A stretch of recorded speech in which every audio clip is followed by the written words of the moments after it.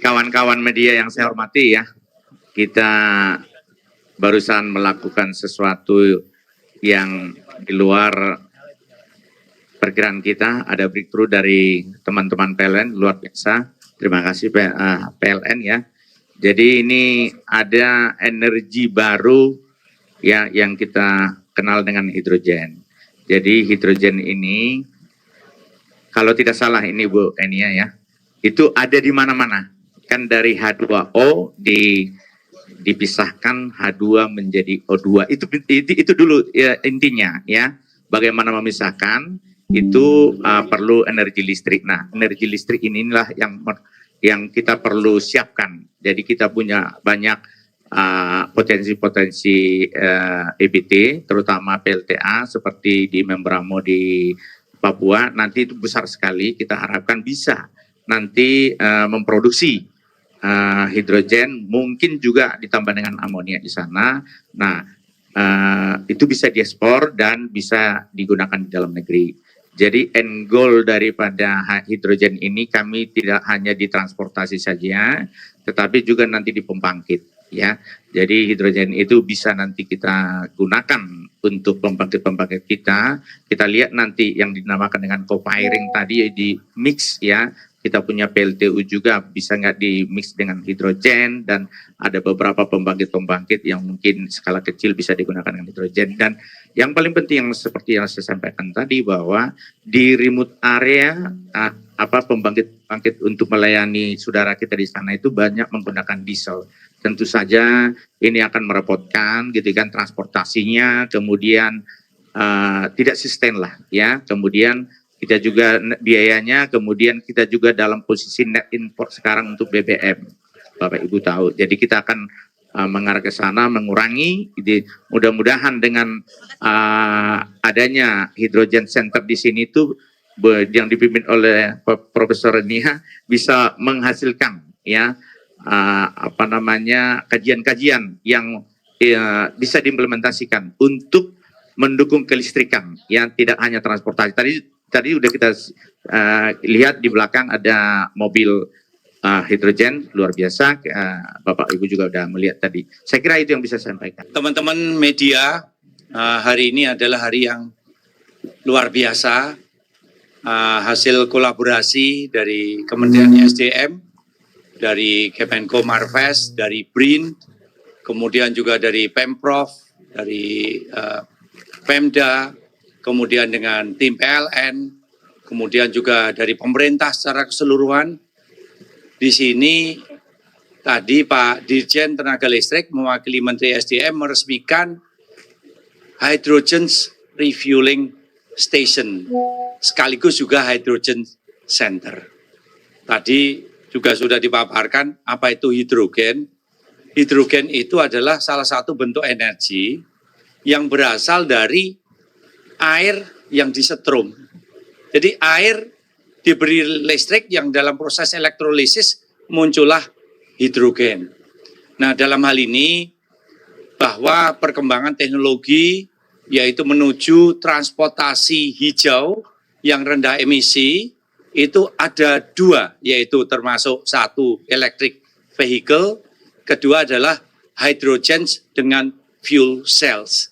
Nah, dalam hal ini arahan dari pemerintah, Kementerian SDM jelas, PLN harus mendukung dua-duanya, baik itu electric vehicle maupun menggunakan baterai ya, maupun hydrogen fuel cells. Nah, untuk electric vehicle kami sudah mendukung dari electric vehicle digital services, dari home charging, stasiun pengisian kendaraan listrik umum dan lain-lain.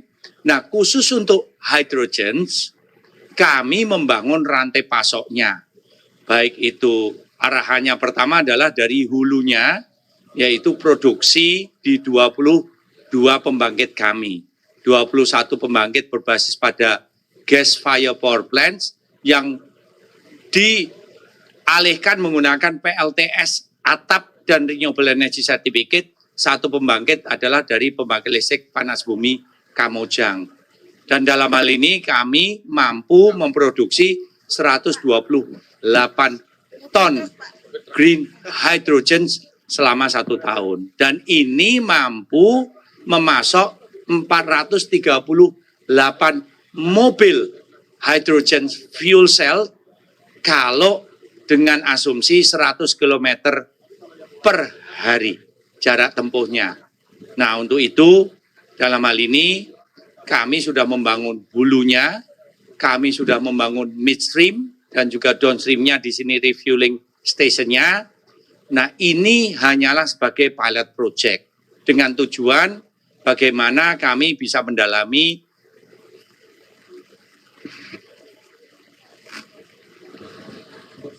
mendalami visibility secara teknis, visibility secara operasional, visibility juga secara komersial, dan nanti juga regulasinya seperti apa.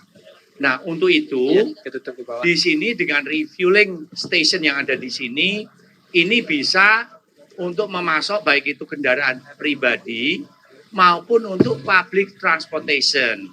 Nah, public transportation ini harapan kami ke depan, kami menjajaki kerjasama dengan Pemprov dan juga nanti institusi untuk public transportation untuk pengadaan green hydrogen bus. Jadi bus yang berbasis pada hydrogen dan fuel cells. Nah, sekali ngecharge untuk kendaraan fuel cells ini adalah sekitar 800 km jarak tempuhnya, dan khusus untuk bis bahkan bisa 1.300 km jarak tempuh. Nah, biayanya seperti apa perbandingannya? Untuk menggunakan bensin dan solar, untuk 1 kilometernya biayanya Rp1.300 per kilometer. Kalau menggunakan electric vehicle, biaya untuk per kilometernya adalah antara 350 sampai 550 rupiah per kilometer. Nah, khusus untuk menggunakan hydrogen refueling station yang ada di sini dari PLN, biaya per kilometernya hanya Rp270 per kilometer. Jadi sangat murah. Kenapa? Karena ini sudah menggunakan rantai pasok yang sudah terbangun di dalam ekosistem PLN, makanya biayanya murah. Nah, pertanyaannya kalau menggunakan investasi baru semuanya, berapa biayanya per kilometer? Adalah sekitar Rp800 per kilometer. Jadi tetap lebih murah dibanding dengan biaya dari bahan bakar minyak, baik itu bensin maupun solar. Nah, tentu saja ini kami mendukung program dari pemerintah bagaimana mengurangi energi BBM yang ada komponen importnya menjadi energi yang domestik. Energi yang berbiaya tinggi menjadi energi yang berbiaya murah.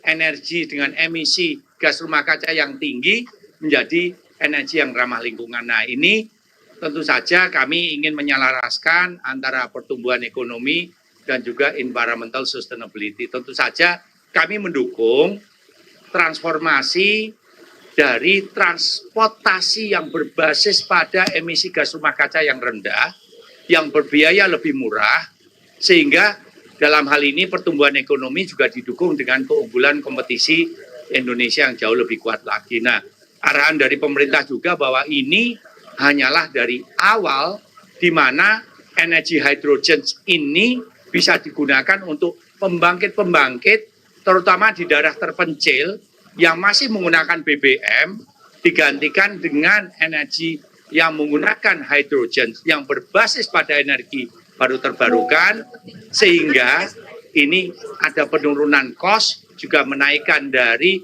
keandalan sistemnya dan juga pemerataan dari ekosistem kelistrikan seantero Nusantara. Jadi kami mengucapkan terima kasih yang luar biasa kerjasamanya dari seluruh kekuatan yang ada di domestik maupun internasional, semuanya agar program ini bisa berjalan dengan lancar. Terima kasih.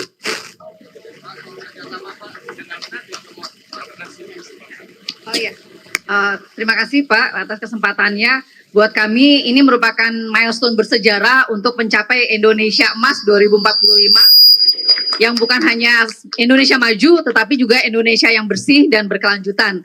Tentunya ke depan masih banyak PR-nya, melengkapi ekosistemnya, tentunya sekaligus demand-nya. Tadi transportasi saat ini merupakan emiter terbesar kedua. Nah, tentunya kita dorong tadi sampai ke bus dan juga kapal nantinya karena kelebihan dari hidrogen ini adalah long distance transportasi. Tentunya demand berikutnya adalah IKN, di mana kita sudah masukkan dalam master plan sebagai paling tidak 20% untuk sumber energi di sana. Demikian saja tambahan kami, terima kasih. Terima kasih sudah nonton IKPLN TV. Jangan lupa like, subscribe dan share ya.